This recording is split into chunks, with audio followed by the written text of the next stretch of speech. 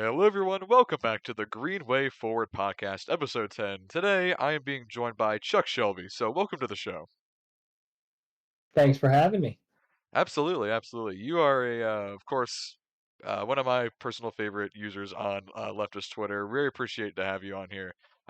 So, the first thing we talk about on these podcasts is how you got to be where you are in your modern day political views, like your history of how you got to where you are.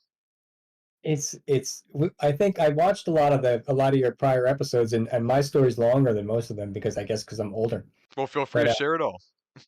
yeah, I was in high school. I graduated high school in '85, and I mean, Reagan just made me so mad that I didn't even think about the Democrats because I was just so mad at Reagan.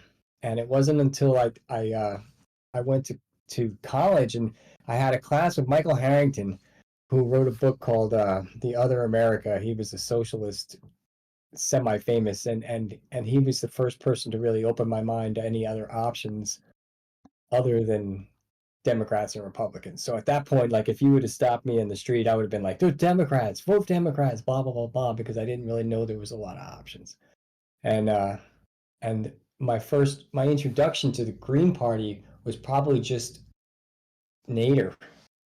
I just love Ralph Nader, and so I think I was living in Nevada in, was it 96 the first time he ran, and you know, I I looked at the options and I was just done, and I was just really excited to vote for someone I loved. So I voted for Nader in 96 and 2000, and I've pretty much been voting green ever since. I took a break. I voted for Obama in 2008. I bought into the whole drama and the rhetoric, and got real excited, and it didn't last. But other than that, I've been a Green Party voter all along. 96 to 2020. And your plans are to vote for Stein in 2024? Yeah. Here's my thing. At this point, I definitely plan to vote for Stein, not because I don't love Cornel West, just because being in the party, there's a real value to voting for Stein with the hopes of getting to 5%. I don't see the value of voting for a one-off candidate over voting for somebody who I think has a chance to build a party. I think the most important thing that anybody can do in this election is to vote for one of the other candidates, whether it's Stein, Cornel West, the progressive. What are the other parties that are out there? So Claudia De La Cruz, of course, for Right. the Party of Socialism and Liberation, and then Cornel West running for and he just announced a couple days ago, starting his own party, the Justice Yeah. for All Party, which we can get into that in a little Yeah. bit, but Yeah, he has managed to make a mess of all of this in a way that is very sad because he's a great guy. He's a brilliant mind. He's an absolutely staunch activist for everything I believe in, but he's just made some bad decisions with who he associates with that have made it a problem. And if Jill Stein wasn't running, I would still vote for him. I would have voted for him when he was with the People's Party. I would have voted for him independent, but if I have to weigh everything, I'd rather vote for somebody who can try to build something, which is the Green Party and Jill Stein. So the Claudia Del Cruz, there's another candidate from the Socialist something party that I would have voted, but I think that the important thing is that this is going to be the election where third parties really have a chance to show the world just how many of us there are. absolutely. So I hate RFK. I think he's the worst possible candidate. That said, every vote that he gets is a vote that we took from the duopoly, is a vote that shows the rest of the world how many of us are out there. So, I think that a lot of people who vote for RFK probably would have voted for somebody better if he wasn't so popular. So he's going to draw 15, 20%, which could have gone to candidates I definitely would have preferred. But it's still better than voting for the duopoly. So this is going to be that election. The last time this happened was in '92, where we really showed the world that there were a lot of us out there. So, in 92, Perot got like 15%, 13, 14, He got 15%, 19% of the votes.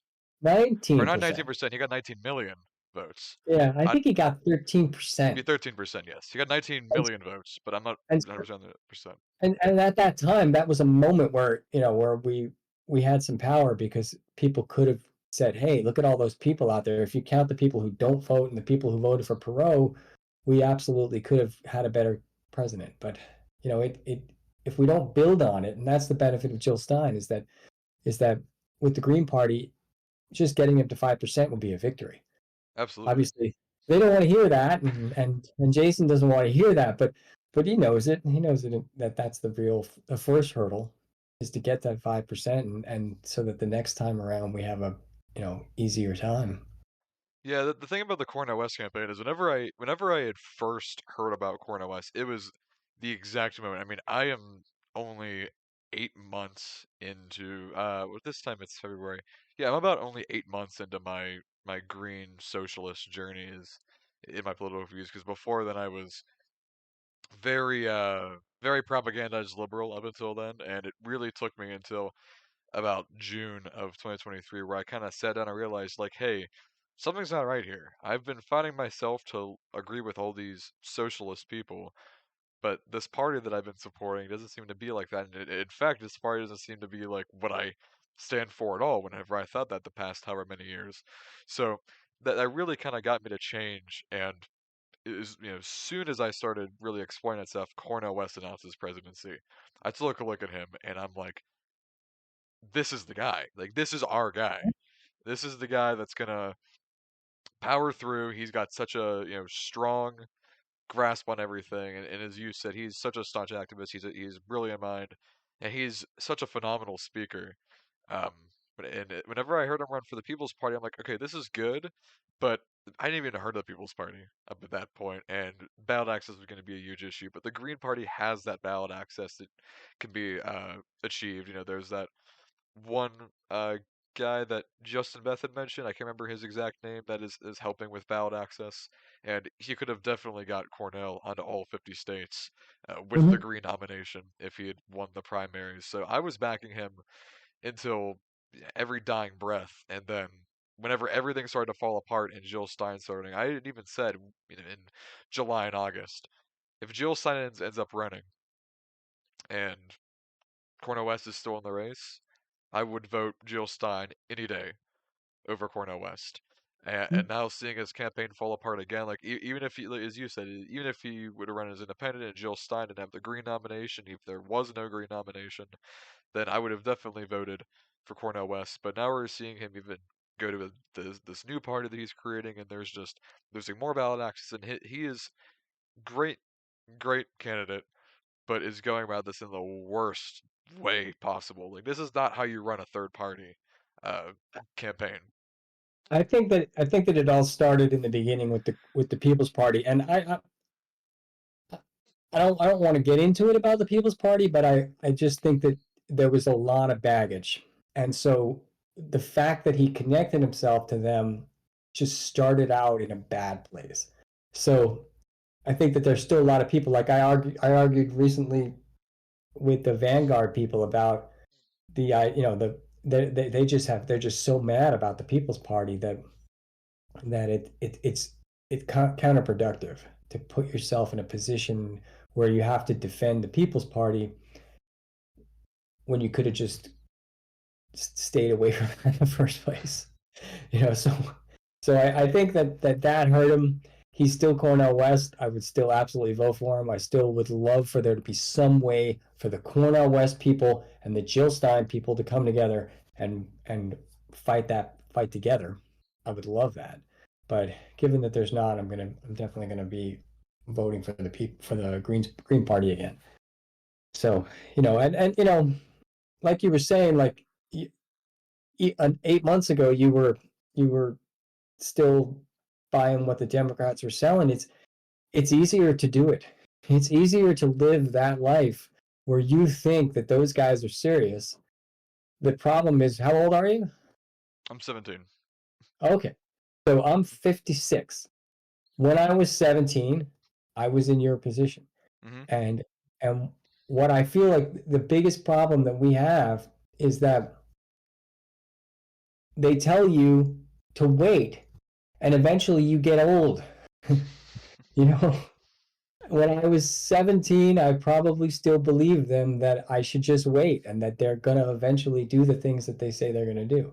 But when I'm 56, I know that they're not. I know, and I've got an 11-year-old, and I can't give up and I can't tell him to wait for another 50 years for the Democratic Party to finally have enough senators in place where they're going to do something. That's what I always You know, heard, and I always thought for in most of my life. And I was never really brought up in a very political environment at all. And both my parents are independents, and I just kind of always found out my own journey through whatever media I would consume. And for years and years, 2016 election was like the first time I'm like, okay, I'm gonna start paying attention to this stuff. And I was 10 years old when that happened, and I was just so enthralled in what was all going on. I started hating Jill Stein as soon as the 2016 election sure. happened.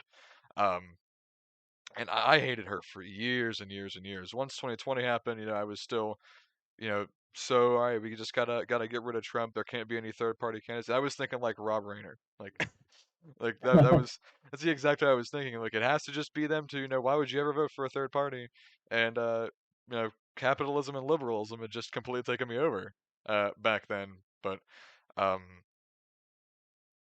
yeah, that journey has been so quick for me to turn uh, the way I was. And last summer I just wrapped up my junior year, and I just sat down and just thought, I have nothing to do over the summer. Let's take a look at exactly where I'm at. And I kind of realized that this whole Democrat thing wasn't for me. Even June 1st of 2023, I was still love Biden. Biden's doing great. Economy's doing great. He's a billion times better than Trump. He's gonna win in 2024. I'm gonna vote for him in 2024. And the year you turn 18, you're able to pre-register to vote in PA. So just a couple weeks ago, I registered green, and I turn 18 very soon, anyways. So I'll be able to vote in the green primary, which is on February 24th, I believe. So Mhm. luckily, I'll be able to vote in time for that. And gonna be voting Jill Stein in the PA Green primary at least. It's mail-in only, just because of PA being a closed primary state.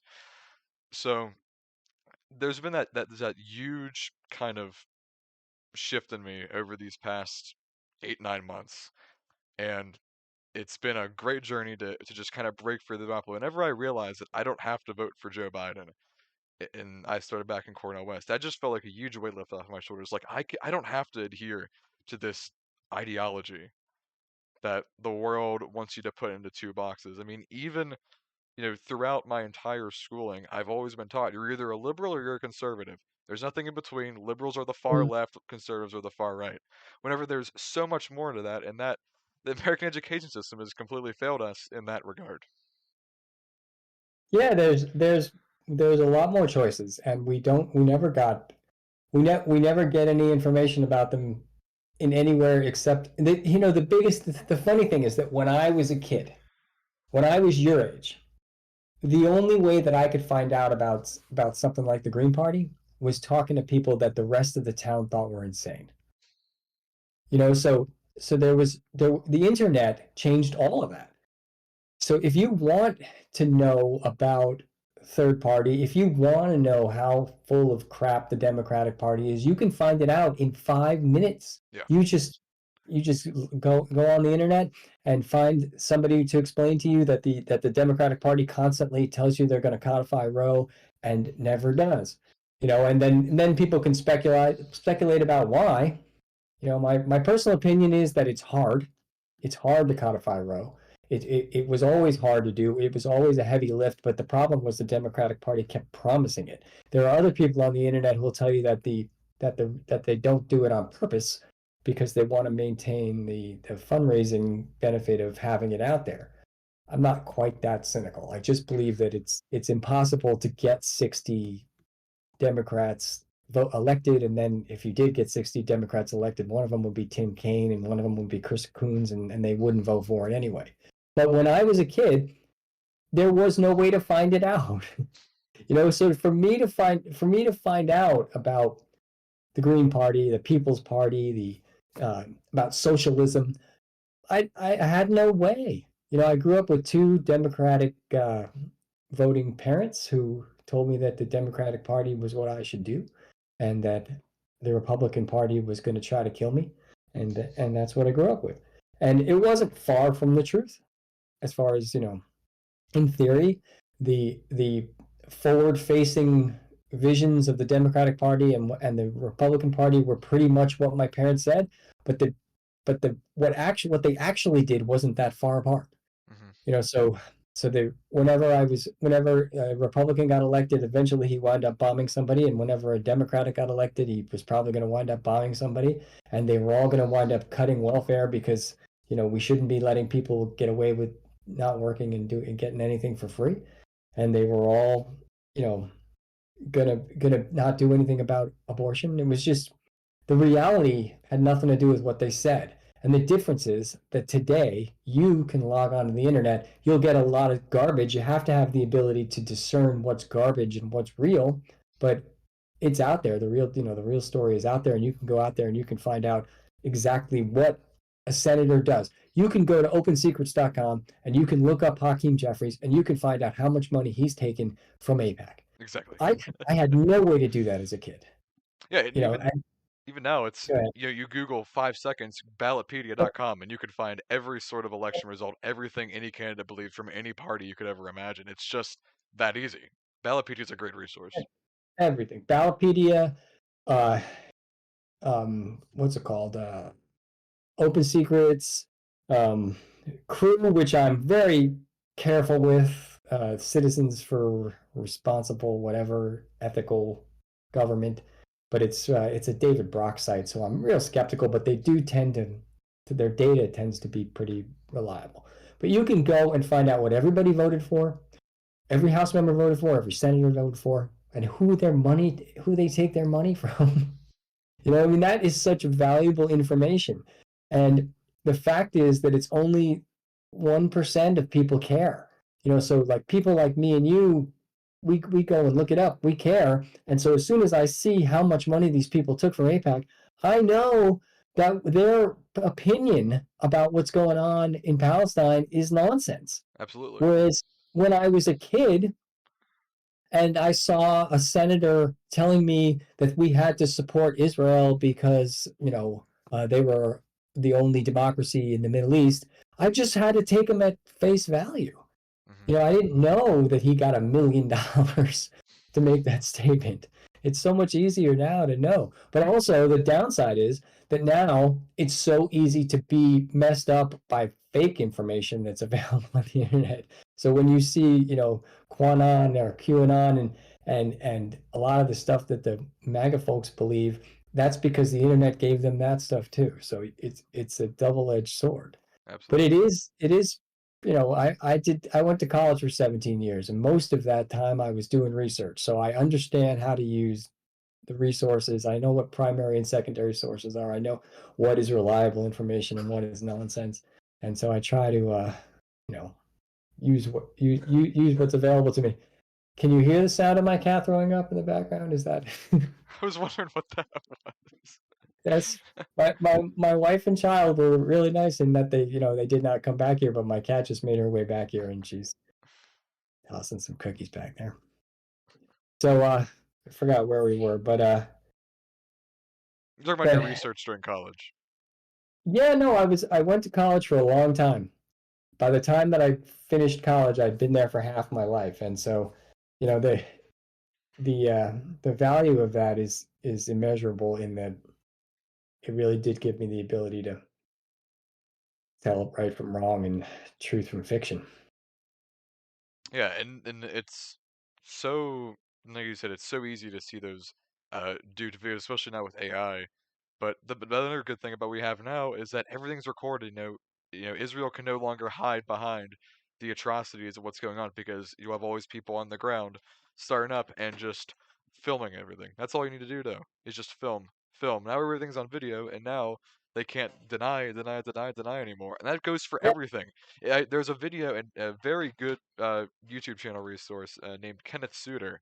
Kenneth Suter is this nonpartisan guy who educates people on their First Amendment right to record in public, and he has a video of him going many years ago. This might have been in 2015, maybe if I had to guess. I could be completely wrong on the date, but he walked into a high school where this Republican committee in Oklahoma, I believe, was giving a conference on the gym floor, and spectators were allowed to sit wherever they want.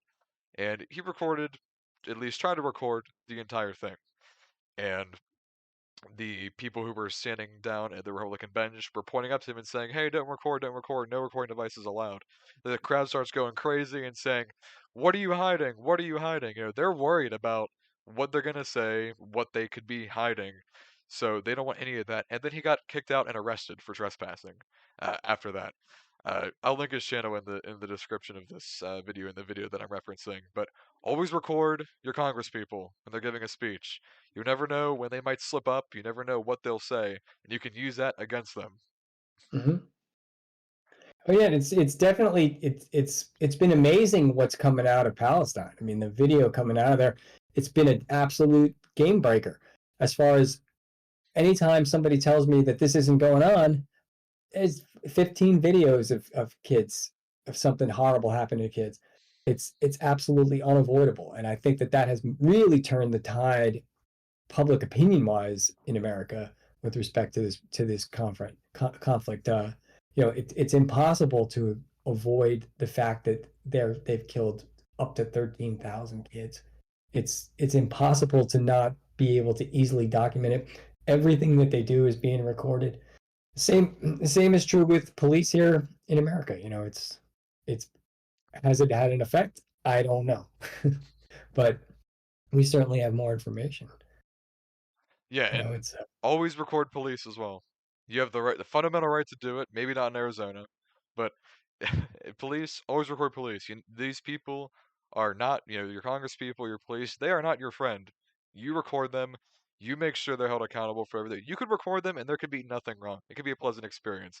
What's the worst you got to do there? Take 5 seconds to delete the video off your phone. But you never know what you'll catch.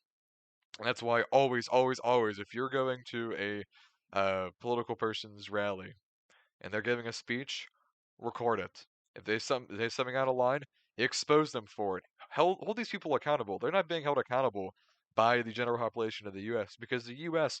will still go vote blindly vote for these people. No matter the horrific things that Trump has done while he's in office, no matter the horrific things that Biden has done while he's in office, there's still going to be such a big percentage of people that will just go and blindly vote for Biden or blindly vote for Trump. No matter what happens, we got to start holding these people accountable. Make sure they know that they're not entitled to our vote just because they're running and they claim to be the lesser evil of the person they're facing. Look what lesser evil voting has got to us. This is what it's gotten us. We've been voting lesser evil for the past 70 years, and look where it's gotten us. if It's not you vote effective. for if you vote for the lesser evil, they have no reason to give you anything better. That's always been my argument, is that you become whatever you tolerate. So if you keep voting for something saying it's not as bad as the other thing, then they will never give you anything better, ever. Correct. The only way that in this case, the only real hope that we have is either that the Democratic Party disappears or that the Democratic Party gets better. I'm not even going to say which one I think could happen. But the only way the Democratic Party could ever get any better is if they were afraid, and they're not. There's They no might third have parties. been they might have been for 5 minutes in 2016, but Trump fixed that problem for them almost immediately. So, they lose. Everybody's like, oh my God, the Democratic Party is falling apart. There's no way they can be fixed. And then Trump got on the scene and he was so obnoxiously awful that he totally fixed all their problems and they were able to get Joe Biden elected because they ran against Trump. But Mm. the only way that the Democratic Party could ever get better is if they were afraid and they believed that they couldn't win without running better candidates and being more respectful of people's needs. And they're not there now. They're I not think there they're. now. I honestly do think they're there because of all the Yeah. propaganda that they're pushing against Stein, West, and any other third-party candidates. They're deeply scared of third-party candidates because they know that people aren't going to stand for what it is. And back to lesser rule voting, back then in like say the 50s, Democrats promised liberalism, conservatives promised conservatism. Democrats said, "Oh, we'll just give you a moderate, more centrist option." So they move more this way. Republicans are here. As time goes on, they keep saying, "We're here, we're here." Democrats keep moving, and now we're here, where Democrats are on par with the conservatives. It doesn't take a Yep. genius to realize that lesser evil voting has gotten us Every here. every time the Republicans give up some ground, the Democrats pull into where they used to be. And that's how you wind up with people like David Frum and uh, Bill Kristol are practically calling themselves Democrats now because the Democratic Party now represents what the Republican Party was a few years ago. So all these like Lincoln Project, all these people, all these former Joe Walsh, all these former Republicans, they're all supporting Biden because that's the spot that they used to live in. And so now the Republican Party has moved, the majority of the Republican Party has moved so far into crazy land that the Republicans had to find a spot where they could fit in. And that spot is the Democratic Party. It's sad. It's sad. I wind up arguing with Republicans who are supporting the Democratic Party. It's sad.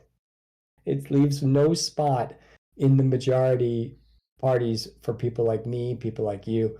We've got no spot, and we got to live outside in the Green Party and stuff like that. And at this point, that kind of puts us aside. When the best we've So got is Bernie Sanders, we're done for. yeah, he was the floor. Bernie was the floor. He wasn't the ceiling that we were trying to achieve. He was the floor where we of how far down we were willing to go.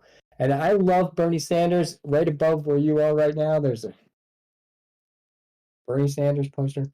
Um, I love Bernie Sanders. I love what he was in 2016. I love what he was in 2020, and I think that he took a look at his options after the primary in 2020, and his options were to either tone it down, go along, and survive, continue to be the senator from Vermont and not be completely destroyed, or to keep doing what he was doing and get primaried or whatever and just be destroyed. He just took it. He just decided to fold.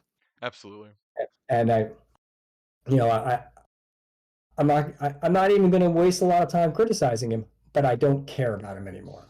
I don't identify with him. I don't trust him, and I don't believe that he's going to come around to be a candidate that I have to care about again. Hmm. So once he endorsed Biden in 2020, everything's been half-assed, dumbed down ever since then. So sometimes he'll come out and he'll make a statement, but he doesn't back that statement up with any sort of action. And he and all the rest of them, AOC, Rokahana, Bowman, all of them, everything they say is basically like, I disagree with Joe Biden on this, but I still think he's fantastic. Hmm. you know, That's the most progressive things we got. Like whenever, that's like I it. said, whenever the best is the fraud squad, the faux aggressives. Like Yeah. this country is going into the late stages of this capitalistic nightmare, and we're not getting our way out of it, unfortunately. None of them are. I mean, the closest I guess I would say is Rashida Tlaib will actually put herself out there in a way that endangers her candidacy, endangers her, I don't know, life, because there are crazy people out there. She will do it, but she will only do it up until a point. Hmm. She won't, she's not going to tell people to vote for Jill Stein. She will walk up to the barriers and she will, salute, and then when time comes, she will turn around and walk back. But of all of them, she's the one who's most likely to piss off the other side. I mean, AOC on this particular election cycle couldn't possibly be more disappointing. Couldn't possibly be more disappointing to have her already out there, not, backing Biden, telling us how amazing Biden is already. It's really embarrassing. And I never trusted AOC in the first place. Yeah, I did. I text banked for her. I thought that she was the real deal, and it took me just about a couple of weeks after a couple months after the election when she voted for Pelosi to be speaker, and I was like, holy crap, what happened? And it's been all downhill ever since. But at the time, I believed her. Yeah, I didn't like AOC when I was a liberal because I was scared of socialists. You know, the saying "liberals hate socialists more than fascists." That rings true, and It, I always thought it was ridiculous to think that. But whenever I started becoming a socialist, I'm realizing, geez, they do hate us more than they hate oh, fascists. absolutely. They will work with the Republicans. They will not work with us. They No, will not absolutely work not. with us. They will tell us what we want to hear, and they will absolutely stab us in the back as soon as the opportunity comes up. But Yeah, with the Republicans, they will literally work with them, as seen with the most recent immigration bill, where they pretty much gave them everything that they wanted. And the Republicans still weren't smart enough to take it. They still tanked it anyway, but only after after Biden gave them everything they wanted. And they will negotiate with Republicans. They will sell out minorities. They will sell out the poor. They will sell out college kids. They will never do the same thing for us. They will never stand up for us. yeah, but I do have to give credit where credit is due. You know, people might flame me for this, but I gotta give a genuine +1 respect to Governor Tim Walz of Minnesota. Okay. He's been doing, you know, he's of course nowhere near a leftist, but he's been the only Democrat that I have seen for a majority of my life that has actually delivered on these progressive policies. Enshrining trans rights for youth in the Constitution, state constitution, providing free school lunch and breakfast to kids. Just those things like that that are expanding welfare and expanding these rights for minorities in the state constitution, of course, is nowhere near the amount of things that we would like to see. They're wonderful things, but I have to give credit where credit is due.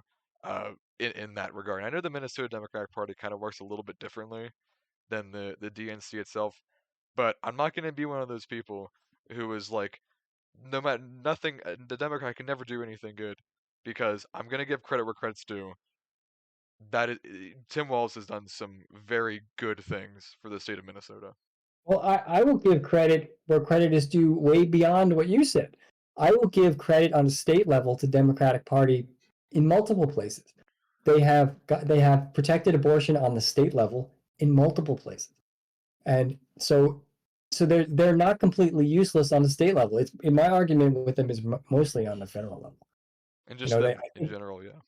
I think that they are absolutely, completely complicit and useless on the federal level, but not necessarily on the state level. And I think that right now, especially, so whenever people are telling me that Joe Biden's going to restore Roe, he's not. He never will. He's never going to have the. He's never going to have the power to do it because the Democrats will never have enough seats, and I don't believe that he really wants to do it in the first place. But on the state level, Democrats will probably wind up protecting Roe in every state that they control. So, there are, and Minnesota, especially Minnesota, has had a really good couple of years with respect to what they can do on the state level to protect people. Absolutely. And that's what I'm going to give. There- I give credit to Tim Walz. You know, I'm not going to be like this. Democrats can't do a single thing good just because I hate them so much. It's like I will give credit. You know, the few Democrats that called for a ceasefire very early on and have always supported Palestine. Credit where credit's due. They deserve that credit. Credit to Governor Tim Walz. I feel like just the fact that we are, you know, we've distanced ourselves from the Democrats so much and dislike them so much and will never vote for them. I believe that we still should give credit to these uh, state parties doing what they're doing. Mhm. And I will say, great job. I'm not going to agree with you on your capitalism bit, which I don't like you 90% of the reason for, but I'll give credit to you for doing these things that a lot of socialists want to be done. And I haven't seen a lot of recognition by socialists for what Yeah, Governor Walz has been doing. I totally agree with you that I think that people have, for the most part, people online have made a decision. If they oppose Democrats on the federal level, they just shit can Democrats on the state level, and I just recently had a long argument with people with somebody where we're going back and forth, going back and forth. I'm telling him the Democrats suck. He's telling me how awesome they were, and in the end, we agreed that he was just arguing about Democrats on the state level, and I was like, yeah, no, I agree with you. Democrats on the state level have accomplished quite a few things in the last couple of years, and I don't have a problem with that at all. I would It's never really vote just for them, but absolutely, you got to give credit where credit's due. I would vote for them, but I haven't got there yet. I would vote potentially for a Democrat if I believed in them on a state level. It hasn't happened yet. It hasn't happened in a long ass time. Mm, It really hasn't. If I lived in New York when AOC was running in 2018, I probably would have voted for her because mhm. I believed in her at that time because the things that she said were so outside what I was used to hearing. I mean, she didn't do it at the time. I mean, the most important thing that she said that I took in 2018 was she said that she didn't care if she got reelected. She was going to always do the right thing. She was always going to make the right vote, whether it cost her her seat or not. And nobody has been less true to that statement than AOC. She absolutely makes every voting decision based on how it's going to affect her career wise. She will only be the squeaky wheel in votes that don't matter. Mhm. So if something's going to pass 300 to 138 or whatever, she might take a stand. But the best example being that raised the bill where they raised the salaries of the Capitol Police, and it all came down to her.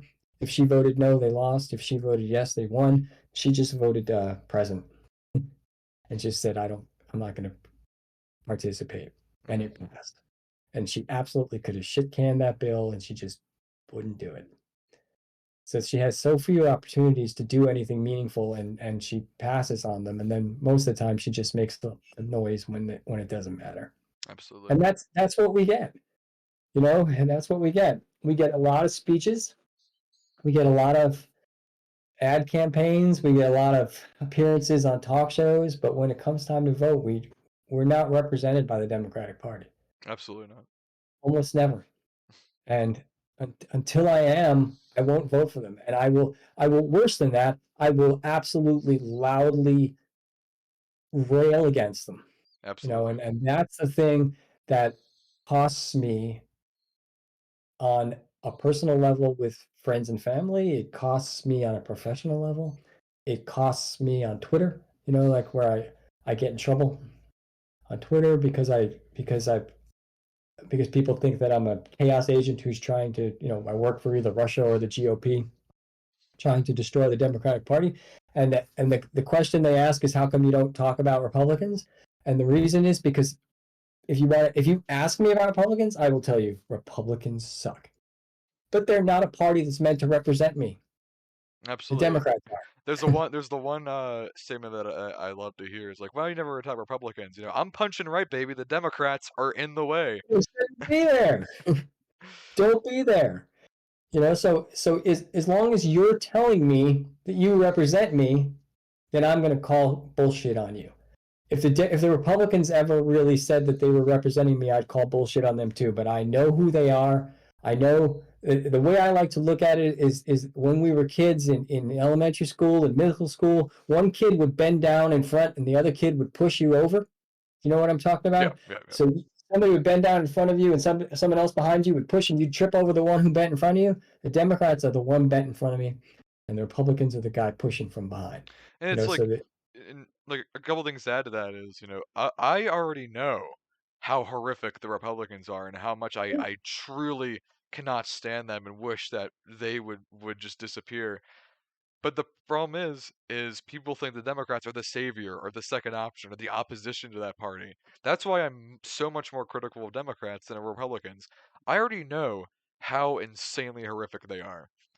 But whenever the Democrats are seen as the opposition or the savior against Republicans, I'm going to be belittling that party and criticizing it to my very last breath if you think that party is going to be what's saving us from the fascist Republican rule. And as you mentioned earlier, accountability is such an important thing and tolerance in elections. We've gotten to a point where we are okay with tolerate well not of course we but the Democrats and liberals are okay with tolerating genocide just because Biden's not Trump. Before, it was like I said, a little example. Democrats were liberal, Republicans were conservative. Democrats moved to moderate so they could, compromise with the Republicans. Try to at least compromise with the Republicans and win. So we tolerated the moderates. Then we tolerated conservatism. Then we tolerated near fascism from the Democrats. And now the Democrats are tolerating literal genocide just because Orange Man bad. Yeah. Although it's not, it's. I don't know that the Democrats have ever been good on Israel. I don't know that in my lifetime the Democrats have ever been fair on Israel. So I don't know that it changed with Trump. I think that there's always just been so much money involved that they just were never fair with respect to that argument. That even in 1976, I don't think the Democrats were legitimately honest about what was going on in Israel. But Mhm. other than that, I agree with it. But the tolerance for genocide. I mean, where do you stop if you don't if you can't build up the energy to oppose genocide? What's worse than genocide? Where's the line? Where's the line? There's no line. If you can't draw a line at genocide, there's no line. And it's ironic to me that we're putting all this money in Ukraine because the argument being, I'm not even going to get into the politics of Ukraine. I'm just going to give you the Democratic Party's argument on Ukraine is that we have to put money into Ukraine because if we don't, Russia will annihilate all the people of Ukraine and take their country. And then on the other side, we're paying Israel to annihilate the people of Gaza and take their country. So there's no intellectual consistency whatsoever. We're paying the bad guys on one side and the good guys on the other. And don't take it from me because I don't believe that we're the good guys in Ukraine either. Not because the people of Ukraine don't deserve help, but I don't believe that we mean to help them. And that's pretty much exemplified by what's going on right now is where we will give the people of Ukraine enough weapons to postpone them being taken over. But we won't give them enough weapons to win, and we won't give them enough help to win. We just want to keep Putin busy and keep Putin from getting what he wants. And we do that at the expense of hundreds of thousands of people. And I feel like my entire life has been watching the United States increase how many people die wherever we go, Mhm. wherever we do. Iraq, Afghanistan, Vietnam, Libya, uh, wherever. Whenever Trump bombed Lebanon to pieces in we 6 years ago. Wherever we get involved, more people die, and we never find out the real reason for decades after. So, when we went into Iraq, we told people it was because they had weapons of mass destruction, but it didn't wind up being that, did it? And when we went to Vietnam, we were going to stop communism, but it really wasn't about that, was it? And when we give weapons to Israel, it's because we want to stop terrorism. But really, who's the terrorist in this situation? Exactly. And who are the terrorists in Iraq? The difference between terrorism and warfare is really just a question of money. The United States was founded on terrorism. Absolutely. We fought asymmetric warfare to get rid of the British. We absolutely would hide behind trees and use IEDs, basically the 1700s version of IEDs to wipe out the British because we didn't have access to the weaponry that they did. And so terrorism is really just the warfare of people who don't have more, advanced weaponry. Absolutely. And you'd also mentioned, what is the line? If genocide isn't the line, what's past that? The No one thing that lie. I've noticed is, let's just say, for example, that a president could legally run for 3 terms. Because I know if I were to not clarify that, there'd be liberals in the comment section saying, but this wouldn't work because Trump wouldn't be able to run. I get it, okay? Let's use that for the purpose of this argument that Trump can and president can run for 3 terms. Trump wins 2020. He's doing, and we know he'd be doing the exact same things Biden's doing right now to Yep. Israel. But that's not the point because Biden's doing that right now, not in a hypothetical Trump presidency. If Trump was doing what he's doing now, liberals would be shouting "Free Palestine" from the rooftops. And Trump would be, again, let's say they could run 3 terms. Trump runs again in 2024. They will be going insane, telling Republicans, "How could you ever vote for a man who's committing genocide right now? How could you ever vote for a man who's committing genocide?" But because it's the man doing it is not Trump, then it's suddenly okay. That's It, another inconsistency right there. it's despicable. It's been true of so many things, including kids in cages on the border and various military shenanigans and cutting benefits like SNAP and ending the eviction moratorium. Like these things were all bad, whether Trump did it or Biden did it. But it was completely okay when Biden decided to let the eviction moratorium expire. It was fine. And when he declared COVID to be over, you know. Yeah, it's the inconsistency of the Democrats can do and they are doing the exact same thing Republicans are doing, but it's okay because the Democrats are doing it. And again, if Trump was in office right now, he'd be doing the exact same thing Biden's doing.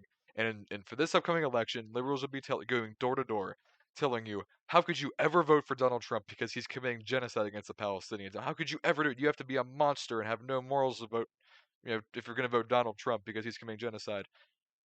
That's the exact same thing Biden is doing right now, and they're not going to hold him accountable for a single thing. Yep. They're still going to give him his vote, but I think Biden honestly is cooked for 2024. Not only is his approval rating just completely down the toilet, but he's people don't like genocide. That's the thing that people need to I, understand is people tend to not like genocide. I I don't know how hard definitely that a concept that is, but people just I don't know, like I know, genocide. I noticed you saying this in prior podcasts as well, and I definitely have to disagree with you on this one. And it's really just a gut feeling. My gut feeling is that he'll pull it out. Really. Um, Biden will pull it out. That's my gut feeling. I feel like and I'm not taking a side one way or the other. I don't want either of them to win. Hmm. But Absolutely. uh, but my feeling is that people just haven't come to grips yet with the idea of Trump being convicted. And Hmm. I think that when Trump is convicted in some of these cases, that his support's going to drop off. That's just a gut feeling. Right now, the polls are absolutely nightmarish. The swing state polls, which are really all that matters. Trump's not going to win California. He's not going to win New York. That stuff's all preordained. But in the swing states right now, he's winning by pretty 3-4 points, which is pretty significant given the vast amount of data they collected. So if nothing changes, then I agree with you. He's going to win. Trump's going to win. But I do think that when the more of this stuff comes out, like the more of these trials that go down, I do think that my suspicion is that Biden's going to pull it out. I can't. It's hard to say exactly how I feel about it one way or the other. I can see the benefits and the negatives of either. Trump being president again is a very big negative. Trump being president again is a very big negative, except for the fact that when Trump was president, all of a sudden, Democrats swung to the left. They wanted Medicare for all. They were against war. So that, everybody was out in the streets all the time against Trump. And it was the one opportunity. We almost nominated Bernie Sanders because of Trump. It almost happened. It was the closest we've had to a left leaning presidential candidate in my lifetime, and it was because Trump was the president. So the positive of Trump being the president, which is, I hate even saying it, and I'm going to get shit on for saying it, but the positive is that it brings the left together and it allows the Overton window to swing left in a way that it never did before. So Biden winning is the opposite. Every day that Biden is in office, the things that we care about, me and you and the rest of left Twitter and left whatever, the things that we care about become harder to obtain because everybody's really just concerned about maintaining where we are. Hmm. So everyone's so afraid of Biden losing right now that they just tell you to shut up all the time. They don't push for Medicare for all. Don't push for, especially right now. Don't say anything about the genocide, which is impossible. If you're on the left, it's impossible to ignore the genocide. But the people in the center will absolutely tell you that you have to shut up about it because it's Mhm. making it harder for Biden to get reelected. And whenever I first started this podcast, I had this feeling like maybe I shouldn't talk about it, but then I've realized over time, why should I not talk about this? I should be very outspoken. I would have been outspoken against the Nazis. I don't care what their special forces would have done to me. I would have been completely outspoken against the Nazis. I'm not going to stay silent about this anymore. For the first 3, 4 episodes, I'm like, all right, no Palestine. But then I realized this is a genocide we're dealing with. I'm not going to stay silent on what's going on right now. So I completely changed the way I handle it, at least on here. It was so scary the first few weeks though, because they were literally figuring out who people were and ruining their lives. Those Harvard kids, they were like posting billboards up saying that this kid who went to Harvard supports Palestine, and therefore he lost his job. Like Mhm. he lost he lost the job that he had lined up for graduation, and that was scary. It was scary. It reminded me of McCarthyism. McCarthyism, and we have really the Democratic Party has really been battling McCarthyism for the last 5 or 6 years. It's been scary. All the Russia stuff. It's been scary, and I don't know how we get back from that. It's amazing to me that we sat by and watched people's lives get ruined for protesting genocide. If you look at what the argument that the Democrats will make is that they were pro Hamas, but they really weren't. Like all most of what was coming out of there was anti-genocide. There were some voices that were pro-Hamas. I personally am incredibly anti-Hamas. I am not pro-Hamas at all. I think that Hamas are terrorists, but I don't think the people of Gaza are Hamas. And so I think that as long as you make that distinction, I don't understand how they can hang you for that, It's for tough. just simply being opposed to genocide. No, and there's even been so much evidence recently that Hamas has literally been created by Israel, and it's like a special agent of Uh, Israel.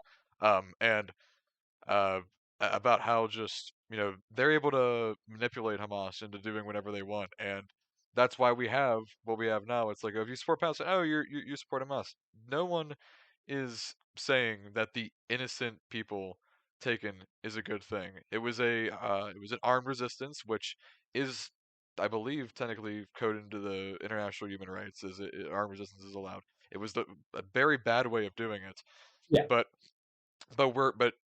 Israel has convinced this world that it's Israel versus Hamas, even though Hamas is pretty much Israel. I mean, is a special agent of Israel that has been created in the it past to rule over Gaza, and it's just was certainly propped up. it's big hoax. So Netanyahu absolutely propped up Hamas because he wanted the most extreme people on the other side so that he could control what would happen. He absolutely did that. So if Hamas existed a a force against oppression, that would be one thing. But anytime that you start killing kids, which they did, that you start killing people at music festivals, you've lost the plot. You've lost the plot, and I get a lot of shit for this. People don't want to hear it, but if you're if your cause is that you're fighting back against oppression, if you're not fighting soldiers, If you're not then fighting your you, oppressors, yeah, I guess they would make the argument that those people are their oppressors, and the fact that they decided to hold a music festival right outside the gates of a open air prison was evidence of that. But they're young girls and kids and it's too far. And so, if they wanted to strike the IDF, that'd be one thing. If they flew in on their they had those whatever they're called. They flew in on some sort of parasails or something and attack IDF soldiers, that would have been a legitimate argument that they were a counterforce, to the oppression.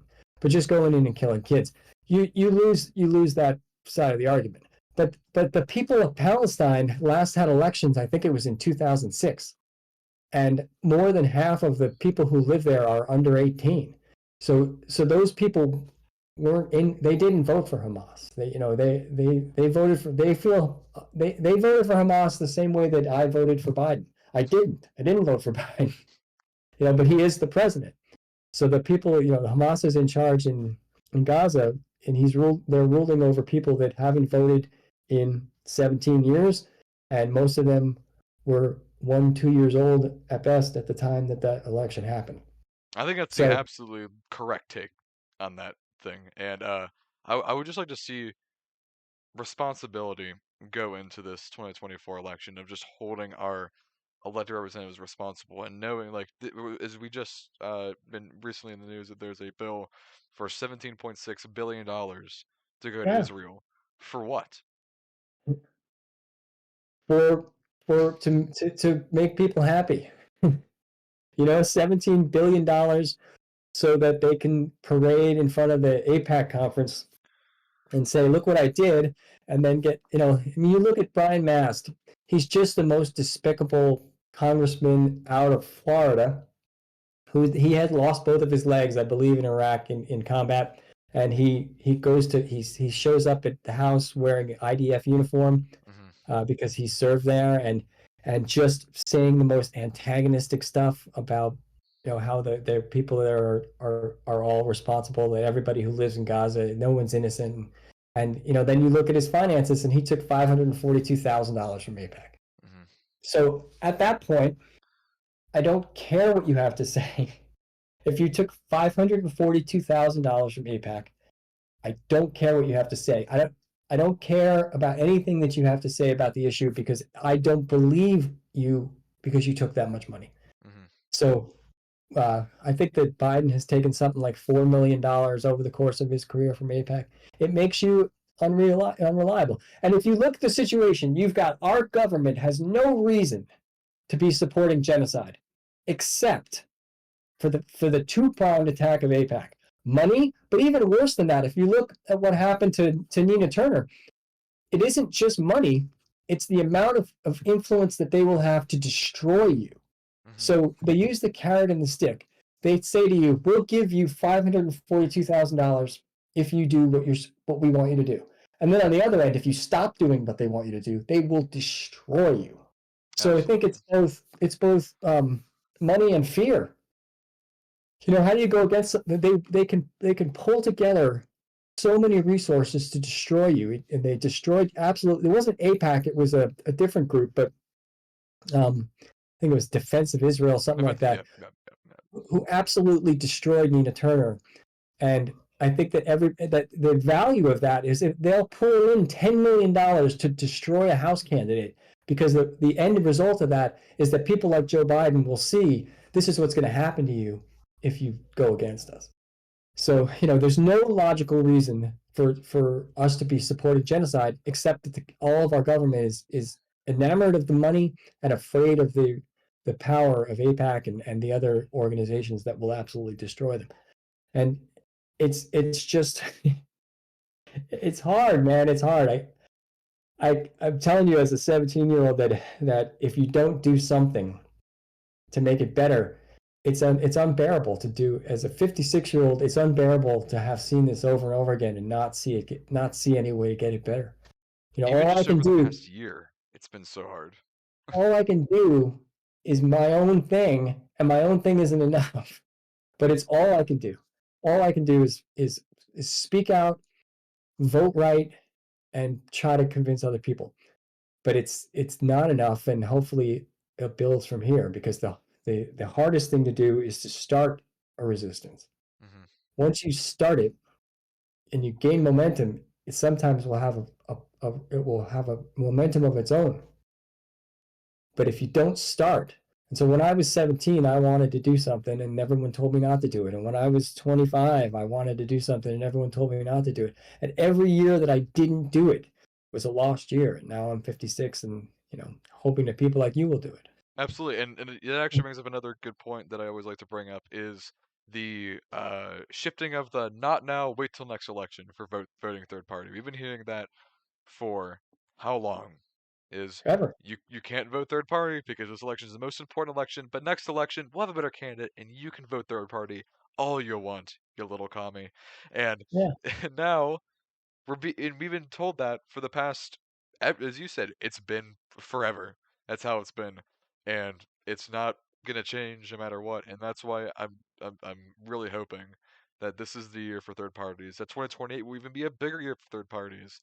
That if it that I think Biden and Trump have destroyed this nation so much and destroyed the politics of this nation so much that people are just saying like, I'm done. Yeah. I'm hoping that this year, when you combine all the third party candidates, that we get 30%, something like that.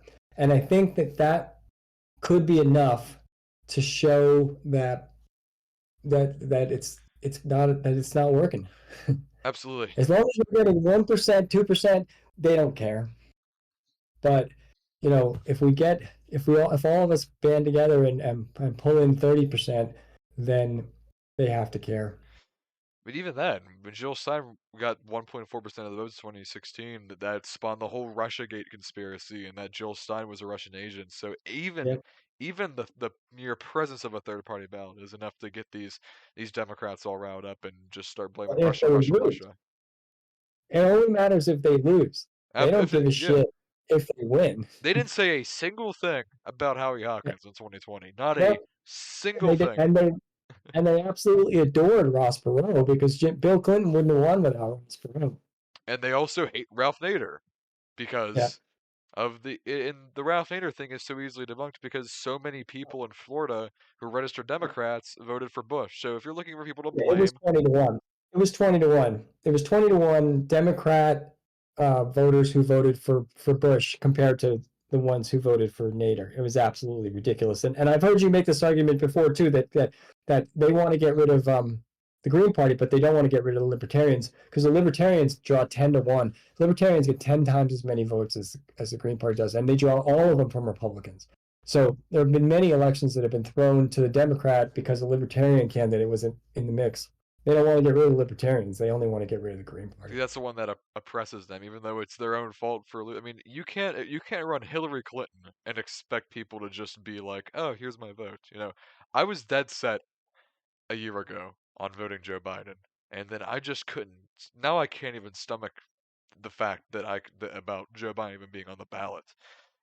People always say like, "So you want Trump?" Like, no, I would not vote for Trump in a billion. You couldn't. There was no set amount of money you could pay me to vote for Trump. I hate the man with everything I have, and that doesn't mean that I want Biden to lose to Trump. I want to see none of them win. I want to see this pure victory, no matter how it goes in 2024. If one of those two wins, which 99.9% chance they will, I'm going to be deeply unhappy. I'm going to be deeply disappointed in this country. If we find out Trump's going to win, I'd be very disappointed in this country elected Trump.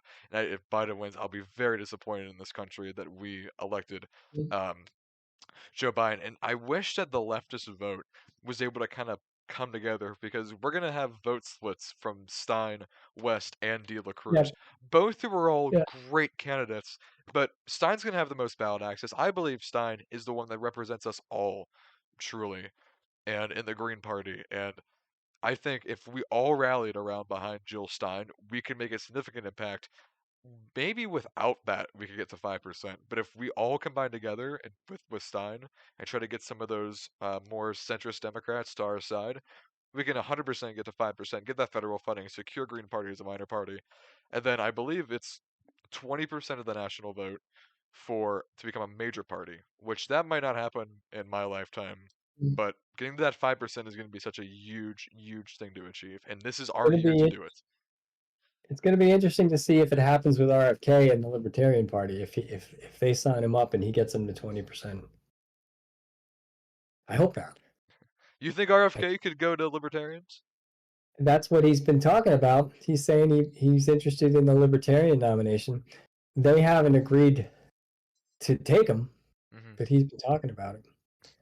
It's a waste. It's a terrible waste to run an independent candidate candidacy without a party because it's all over when the election's over, Hmm. especially if you can't win.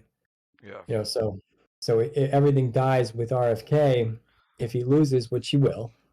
Everything dies. Whereas if he goes to the Libertarian Party and he gets 20%, which is a huge ask, it's probably not going to happen, but it's not impossible because I think he's polling at 15 now, 15 to 20 Yeah, now. Stein's pulling around 4, it seems like, Yeah. and RFK is pulling around 15 in So if the Libertarians took him and he got to 20, then all of a sudden the Libertarians are a major party. now we have 3 major parties. Doesn't help us at all. The Libertarians are the worst. My constant comment about the Libertarians is that the only good story about a Libertarian begins with him falling in a well and ends with him still in the well at the end of the story, wondering what happened because nobody came and helped him. And I mean, I was actually asked by the Libertarian Party where I live to run for office like 15 years ago, and I just couldn't stop laughing because I don't understand how they got that impression. Yeah, I despise libertarians more than I do conservatives and liberals And easily. just most the things that they care about are just so awful. They don't want to pay taxes and they And don't just care about people. anarcho-capitalism is just a brain rot anyways. Yeah, it's just, it's just I care the thing I care most about is other people. Hmm. Is making sure that our government provides the least at least enough for other people to eat, be housed, and have some hope for the future. That's it. And what does that mean? That means food, that means welfare, it means housing, it means college education, it means healthcare. That's Ano- it. Another thing, we need to improve our public Yeah, transportation system in this country.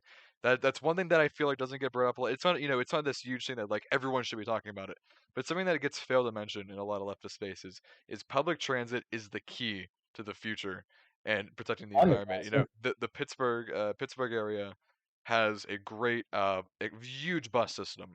It is all gas powered, but we have a light rail system. It's not very big, but it at least goes from 15 miles south of the city to the north of the city and branches off a couple of times. It's a good system. It's purely electric. If we could just get on the European level of that public transit, which would cost a whole heck of a lot of money, but Do they have suburbs like we do though? That's the problem, is that it's easy to do public transport in condensed populations regions, but I live 25 minutes from work and I'm all for it, but I just don't know how we do that because the easiest way to do it is to tell people they can't live 25 miles from work, and exactly. that's a tough road to hoe. And Europe is also a lot more walkable than the Yeah. U.S., which I know big solution in public transit isn't going to be something that we could do anytime soon. It would be very costly. We'd have to reconfigure this entire nation for it. But even something as simple as having every major city having a light rail system could be something huge. I can drive 3 minutes down the road, get to a light rail station, and take it all the way up north to the city Yeah, of Pittsburgh in but that's under an Pittsburgh. hour. Sure. And New York is like that, and unfortunately California is not like that, right? I mean, you'd think that of any place that California would be like that, but they really aren't. Mm-mm. But it works in dense population areas. It's a lot harder to pull off in the suburbs. Hmm. Um, I've got solar and an electric car, and I'm doing what I can to uh, to stay off the grid. But it feels kind of hopeless. You're right. It feels kind of hopeless because the things that we are trying to do, like everybody's talking about Biden's climate bill, but it doesn't get us where we need to be. And anybody that I've ever talked to about climate that's a serious person about climate says that you have to leave the oil in the ground. Exactly. And so Signing off on more oil drilling projects than Trump and approving the Willow project. You can't just say, "Oh, I did all this," but here's your climate bill. That's not enough whatsoever. And but we have to. But Democrats tell us it's better than nothing. It's better than we nothing. don't have the We should accept time. that. We don't have the time for it anymore. And like the one thing that makes me think that about revolution is the idea that that we have to do something to stop climate. And if the government isn't going to do it, then maybe maybe that's the thing that causes us to have a revolution, is that your generation sits there and says, I'm not going to have a livable world. I'm going to be, I'm going to have to stay inside because I can't go outside because of the sun, and I can't grow food, and Hmm. these things that eventually, when you reach the point where you can't grow food, incrementalism doesn't work anymore. It's never And worked. that's and but eventually you hit this point where it's the end of the world, and you could put off you can say incrementalism works all the way up until the point where you can't grow food and you can't go outside because it's all ignorable right now. You could right now you can absolutely ignore the problem. It's obvious. Like, I'm supposed to go snowboarding in 10 days, and it's 45 degrees in Vermont. And I don't know what I'm going to do, but that's not the end of the world. But it is the end of the world when you can't grow food. And that's where we're headed. We're headed to, if you can't grow food and you can't go outside. And Absolutely. then and then it's too late. So, somehow we're in this point where if we don't do something, we get to the point where it's too late, and then we can't do anything. And that's where we are. So somewhere, like, somebody smarter than me will have to tell you exactly how many years we have before it's absolutely too late and there's nothing we can do about it. But somewhere in that point, we might have to have a revolution because the government doesn't seem interested. And the mortgage industry is still selling 30-year mortgages on coastline property that aren't going to be there in 30 years. Hmm. Nobody seems to be really taking it seriously. If the money isn't taking it seriously, then who is? That's the problem. And we also should be listening to these smaller nations. I'm a huge geography buff, and we need to start listening to Maldives, Tuvalu, Yeah. Palau, Vanuatu, Samoa. These countries are these little islands, not much bigger than some big counties in the United States. They're not much bigger than those counties. And these countries are, you know, above sea level. Their highest height above sea level is about the height of this room. Their average height above sea level is four Well, they're feet. doomed. They're doomed. These countries are doomed from the rising sea levels. Yeah. Tuvalu's president he started recently to do his speeches in shorts, wading in water as a sign of Yeah. protest. He has a podium that floats, and he does his speeches in shorts and water to just say, like, see what's going on, see what this climate crisis has done to us.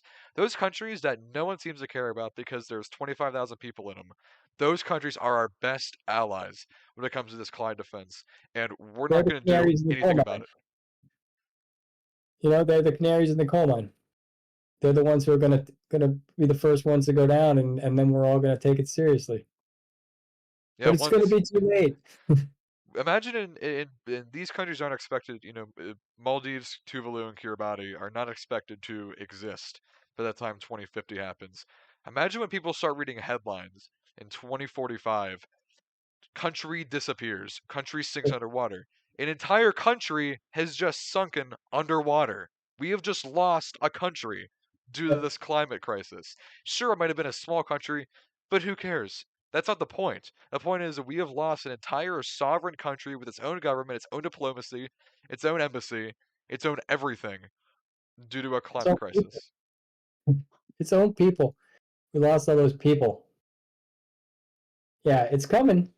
It's coming, and it's not just going to be countries like that. It's going to be Miami. It's going to be the tip of Manhattan. It's gonna be Hawaii. Yeah, these places are all there's parts of Connecticut that are you know they're building houses on stilts now because that's the only way they can combat it. And our country is really good at ignoring the problem. If you're building your house on stilts, that's a problem. Hmm. It's a problem. It means that we've got a problem, and we're really good. As long as we can avoid doing something, we'll do it all the way until the end of time. If we can avoid actually doing it, Absolutely. but eventually, if I didn't have an 11-year-old kid, I would probably be more sanguine about it because I would think this isn't my problem. But I know that my kid's lifespan is not going to outlast this. He's eventually gonna be in a dystopian universe Hmm. if we don't do something. You And know, there's not a whole ton of time left. I mean, we're already heading towards this kind of doom that's impending, and the duopoly is not going to get us any way out of it, unfortunately. it's amazing because the predictions have been off in with respect to how bad it is. You know, I've got some of these guys, climate guys, are my Twitter followers, and they'll keep telling you that they didn't think it was going to be this bad yet. Like they Hmm. thought that we had a few years, but the weather changes have been so dramatic, much more than they expected. You know, the fact that there's no winter on the East Coast anymore Yeah. was not expected. Yeah, we're sitting It's right now, it's February 4th. I'm sitting in Pennsylvania and it is currently 53 degrees and there is not a cloud in the sky. We had such a warm January here and it's been very frequent the past 2, 3 years of having these really unusually warm winters. Of course, there's still going to be snow, but back when I was younger, I remember snow almost every day always, in the winter, always here in PA. always. But now it has probably only snowed 8 times since winter has started, and we've had It's a lot of great days like this. And you could probably even see in the reflection. It is so bright and sunny out. I am roasting in here in shorts and a t-shirt, and it's it hasn't February. snowed. It hasn't snowed where I am at all, and it's absurd.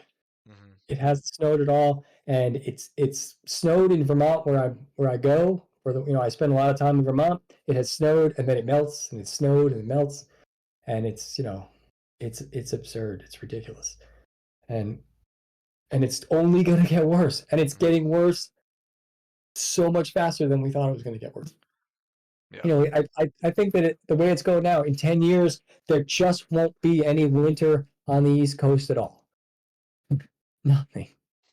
You know, you go up to Bangor, Maine, there'll be snow, but all down Massachusetts, Connecticut, New York, nothing. It's over. And that can't be good. Can't be good. And, you know, I don't know what else to say. It's just too depressing. It's all too depressing, man. It's all too depressing to think about. We just lose more and more of what we need. We lose more of it every cycle. Absolutely. And every time that we don't act, we lose an opportunity to stop it, and we don't do it. And And we're doing guys like you, we're doing and my son and my 30-year-old daughter, we're doing them an incredible disservice. And eventually we have to account for that. Take responsibility. yeah, this next generation is not going to be able to make it through what we're doing now. The Yeah. whole days of going out and outside and playing ball with your friends the entirety of summer break. These past few years, I have been, I'm a very avid bike rider, and during the summertime, I will not go out on my bike until 8:30 p.m. because anytime before then, it is just so unbearably hot outside. It'll be so humid and 90 degrees. It's like I can't stand being out here for more than 5 minutes. Yeah. It's the summers are crazy.